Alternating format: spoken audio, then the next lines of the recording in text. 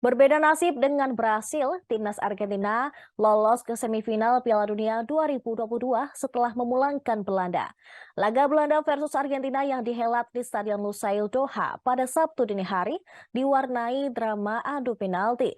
Argentina sejatinya unggul 2-0 terlebih dahulu melalui Nahuel Milona dan juga Lionel Messi.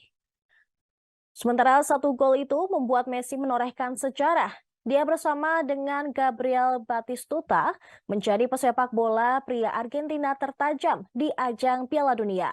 Messi dan Batistuta saat ini sudah menorehkan 10 gol sepanjang partisipasinya di kompetisi Piala Dunia.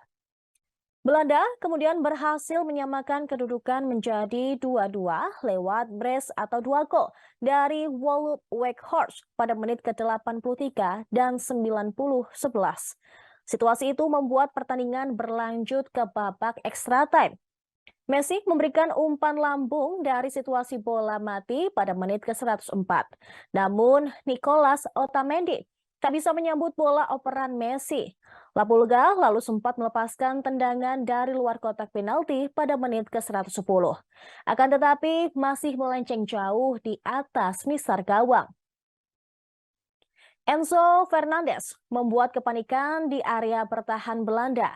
Dia menendang bola dari luar kotak penalti, namun masih membentur tiang gawang, yaitu pada menit ke-120. Skor 2-2 tidak berubah hingga waktu tambahan berakhir. Laga pun berlanjut ke babak adu penalti. Masing-masing tim diberi 5 kali kesempatan untuk menendang. Dari timnas Belanda, Virgil van Dijk dan Steven Berghuis gagal meloloskan tendangannya. Sementara tendangan dari Thun Koopmeiners, Weghorst, dan Luuk de Jong masuk ke gawang Argentina.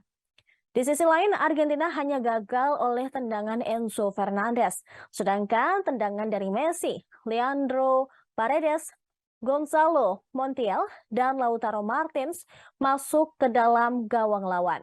Hasilnya, Argentina memenangi adu penalti atas Belanda dengan skor 4-3.